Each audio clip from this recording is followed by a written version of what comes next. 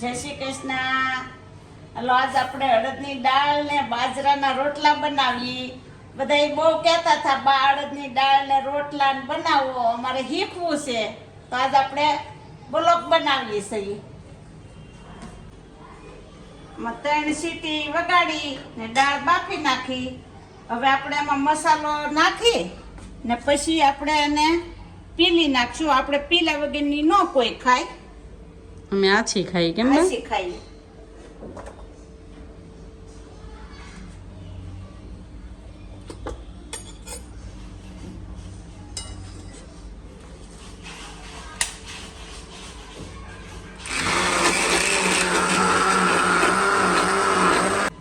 બોલો. હવે આપણે ઉકળવા મૂકી દીધી છે તો એમાં લસણ નાખશું. અમારા બાવે પાણી નાખી દીધું છે લસણમાં.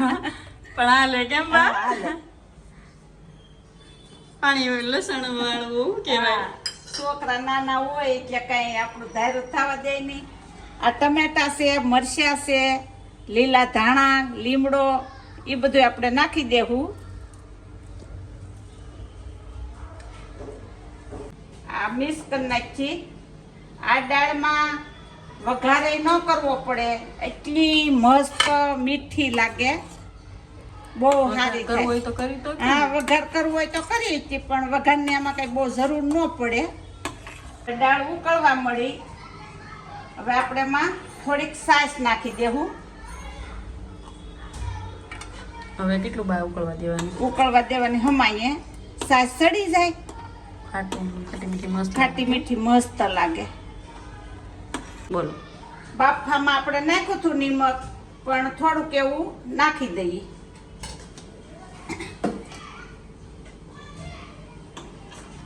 મસ્ત ઉકળવા મળી છે કેમ બા? હા, જવો મસ્ત ઉકળવા મળી છે. દાળ બહુ આ ટેસ્ટી બહુ થાય. ગઢિયાને તો બહુ ભાવે. હા, હવે છોકરીઓ વઘાર કરે પેલા ગઠિયા આ રીતની જ કરતા, જલ્દી બની જાય કેમ બા? જલ્દી બની જાય ને આ વઘાર કરતાય ટેસ્ટી લાગે. હવે આપણે આ સુલે ઉકળવા મૂકી દઈ ધીમે ગેસે ને આયા માંડી દઈ રોટલા. બા કેટલી 10 મિનિટ ઉકળવા દેવાની? હા, 5-10 મિનિટ ઉકળે તો મસ્ત થઈ જાય ઉકળીને. કે બોલો.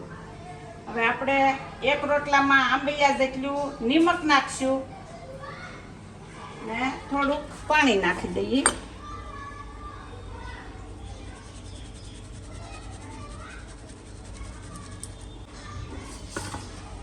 હવે લોટ મહળી લઈએ.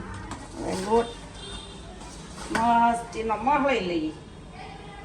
2 મિનિટ મહળવો પડે કેમ બા? હા, જેમ મહળેલો લોટ હોય એમ રોટલો તૂટે નહીં. નહીં ને મસ્તીનો થાય રોટલો.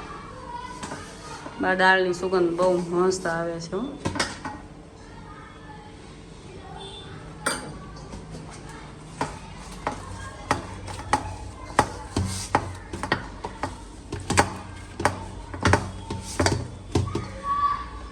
નવો બાદ પાણી નાખતું જવાનું, મહળતો જવાનું હા. કેમ બા? એટલે નો ઢીલો થાય ને નો બહુ નો કડક થાય. કડક. મીડિયમ રાખવાનો હા. લોટ.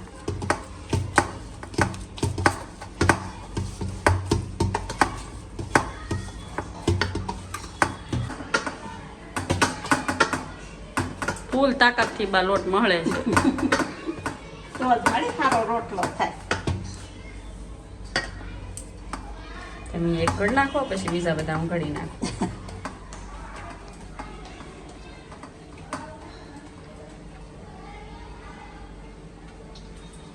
બસ શાંતિથી બતાવો ને પબ્લિકને ખબર પડે કે તમે કેમ રોટલા બનાવો, કેમ કે બહુ કમેન્ટ આવી છે. આપણે શાંતિથી જ બનાવવાનો છે.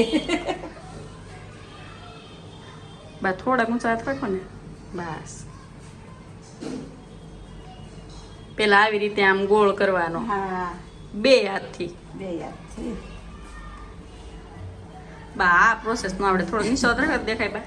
હા, આ છે ને કોર જાડી નો રે રોટલાની. એક સરખો થાય. હા, આ કઈ રીતે આંગળી કરે આમ પ્રોપર દેખાડો તો શાંતિથી બા.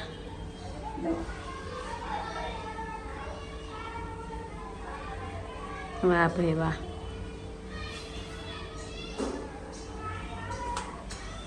જો આવી ડિઝાઇન પડી જાય કેમ બા? હા ડિઝાઇન પડી જાય.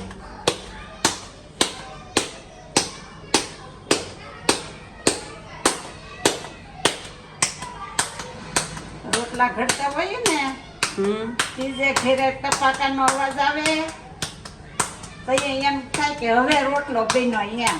એવું હોય? હા પેલા ખેતર જતા પછી ડોહ્યું ઘેરે હોય હા. ભાતનું ટાણું થાય એટલે એમ કે આ બાયાજી રોટલા ને માંડ્યા અવાજ ને આવ્યો ટપાકાનો એમ. ખેતર ખબર પડી જાય ઘરમાંથી. હા ઘરમાંથી ખબર પડી જાય.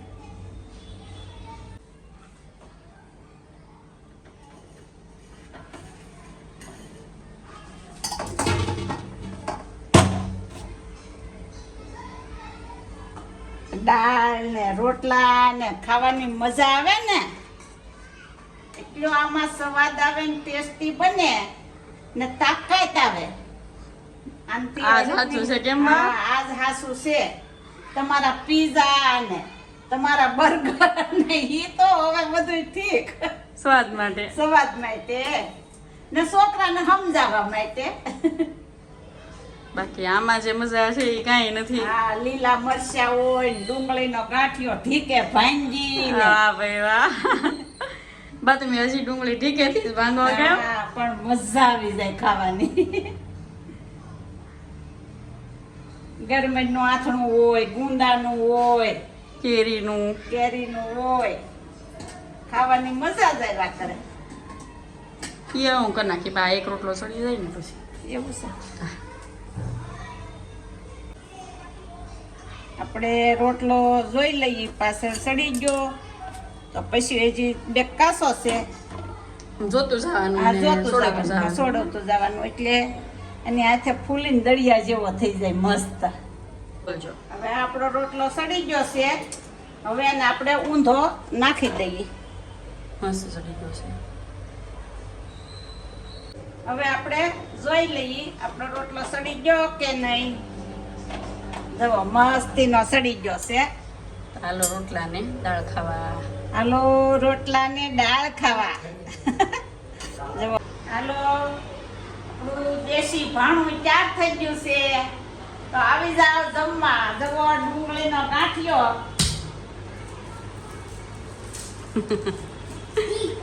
દાળ. ભાંજી ને તો બહુ ખાવાની મજા આવે. મીઠી લાગે ડુંગળી. મીઠી લાગે.